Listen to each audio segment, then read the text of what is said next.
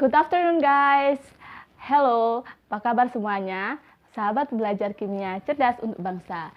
In this channel, back with me Yolanda to discuss, to share everything is about chemistry. But in these opportunities, I will share the continued material that I have discussed to all of you about stoichiometry. But today I will explain again about reaksi pembatas. Why I must to explain again? Because reaksi pembatas ini merupakan materi yang sangat unik. Karena apa? Karena dia itu seringkali muncul baik di UN, UTBK, Olimpiade. Jadi sangat so important to us to learn about it, to understand about it. So, bagi kalian yang kepo dengan penjelasan saya kali ini, stay tune in this video ya.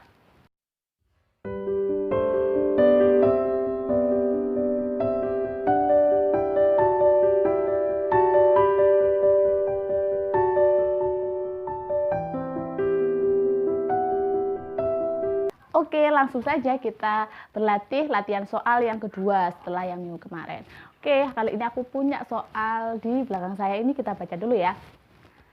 Ketika ada soal kimia, usahakan baca dari awal sampai akhir baru tulis diketahui. Ini ada soal yang pertama, pengelasan rel kereta api menggunakan reaksi termit. Nah, kita berhenti dulu. Tahu nggak teman-teman, apa itu reaksi termit? Reaksi termit itu reaksi saat pengelasan logam.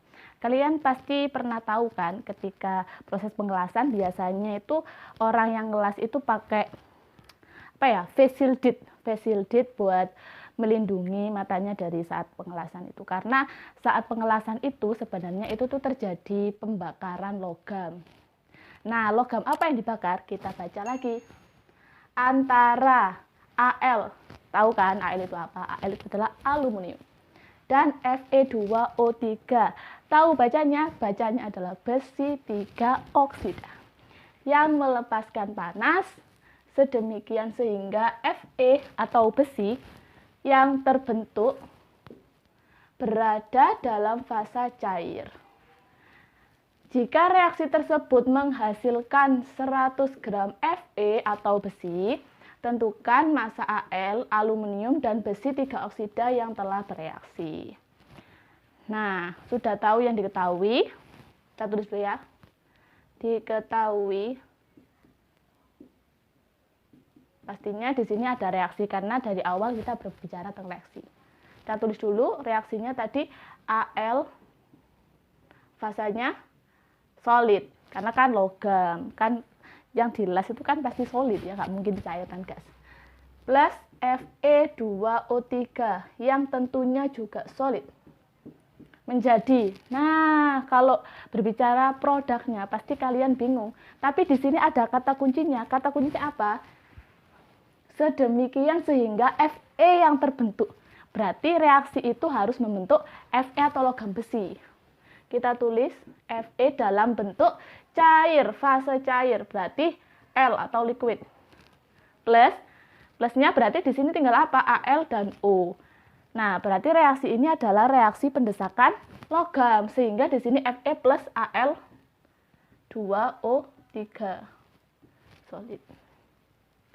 Nah, kalau sudah tahu suatu reaksi, usahakan selalu memperhatikan koefisiennya, sehingga kita harus memeriksa koefisien per reaktan, per unsur.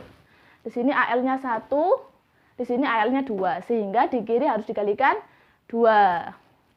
Di sini Fe-nya 2, di sini Fe-nya 1, sehingga di sini harus saya kalikan 2. Oksigennya 3, oksigennya 3, berarti reaksi ini sudah setara. Selanjutnya, apalagi yang diketahui? Yang diketahui adalah Fe sama dengan 100 gram. Nah, yang ditanyakan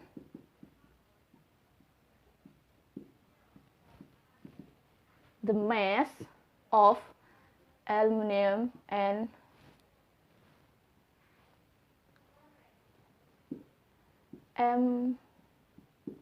Fe2O3.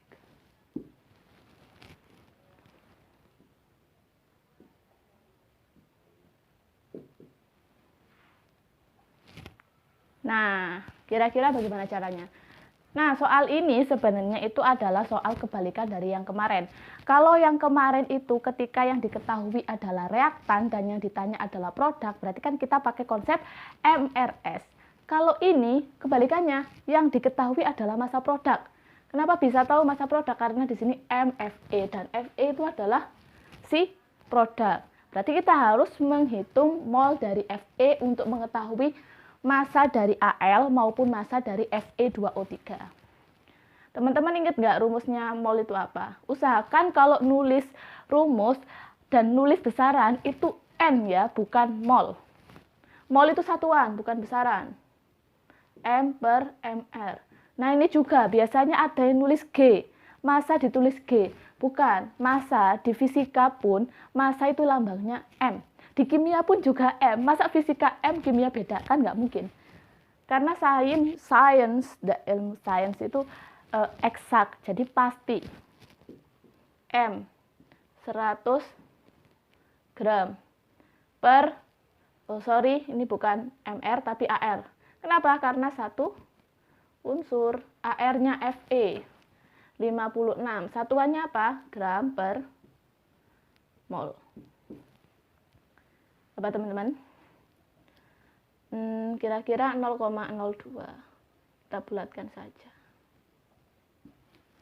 Nah, sudah tahu molnya, berarti tinggal kita cari massa Al dan massanya Fe2O3. Caranya dengan perbandingan koefisien.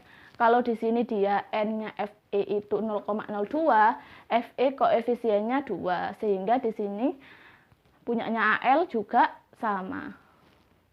Gini aja, NFE sama dengan NaL, ya kan? Karena koefisiennya sama, sehingga di sini langsung kita masukkan 0,02 M per Ar-nya Al berapa? 27 gram per mol.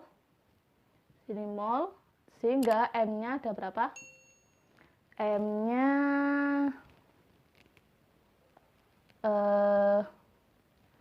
0,54 ya gram.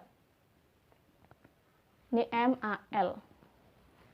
Sedangkan untuk MFE2O3 berarti di sini kan perbandingannya di sini 1, di sini 2. Berarti ditulis aja 2 NFE sama dengan 1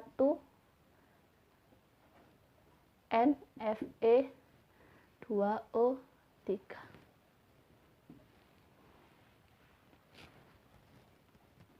Sehingga di sini harus atau langsung aja biar nggak bingung ya. Langsung saya bagi 2 karena perbandingannya ini 1 banding 2, sehingga kalau di sini dia 0,02 berarti di sini 0,01.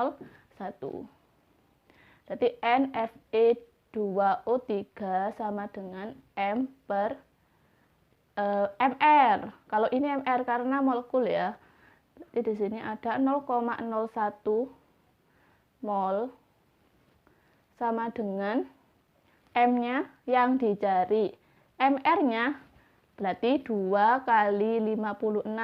Kenapa? Karena Fe-nya 56 plus 3 kali 16. Sehingga menghasilkan di sini M, di sini 112 plus 48, 0,01 mol, sehingga M-nya sama dengan 0,01 kali 160. Berarti 160 kali 0,01 hasilnya berapa teman-teman? Hasilnya adalah 1,6 gram. Gitu. Sehingga massa Al yang dihasilkan 0,54 gram dan bukan yang dihasilkan, maaf, yang digunakan. Dan massa Fe2O3 yang digunakan adalah 1,6 gram. Cukup mudah sebenarnya, tinggal kita memahaminya bagaimana. kadang kalau ada soal seperti ini, soal yang dibalik, kadang teman-teman itu menganggapnya itu pakai MRS, tapi sebenarnya itu tidak selalu pakai mula-mula reaksi setimbang, karena tergantung konteksnya. Kalau ini tadi, kenapa kita tidak pakai MRS? Karena di sini tidak dicantumkan mol yang bereaksi berapa, atau ada kata-kata habis bereaksi, atau mungkin ada kata-kata alfanya tetapan disosiasi atau berapa persen yang bereaksi itu berapa, kan tidak ada. Cuma disebutkan bahwa jika reaksi tersebut menghasilkan 100 gram Fe, tentukan massa Al dan Fe2O3 yang terbentuk yang bereaksi membentuk Fe dan Al2O3. Nah, itu tadi penjelasan dari saya lanjutan dari video yang sebelumnya. Video tentang latihan soal HUTS stoichiometry. Nah, kira-kira dari kalian apa ada yang masih perlu ditanyakan? Atau bahkan masih bingung? Atau gak mengerti dari awal? Atau sudah blank dan gak fokus?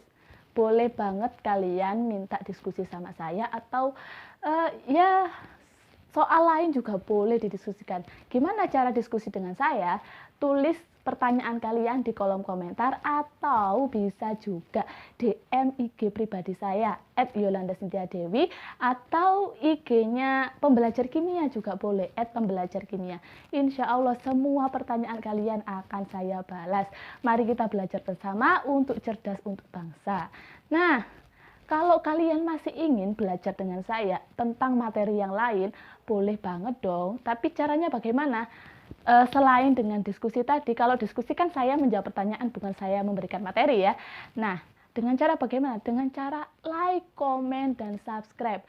Subscribe channel ini, dukung channel ini agar aku semakin semangat untuk membuat konten-konten yang menarik tentang kimia.